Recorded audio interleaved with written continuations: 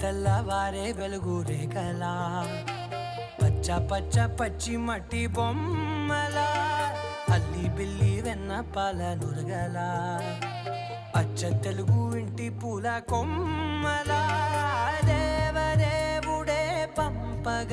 ఇలా దేవతే మా ఇంట అడుగే పెట్టెనంట బ్రహ్మ కళ్ళలో కాంతులే మా అమ్మలా మా కోసం మళ్ళీ లాలి పాడేనంట.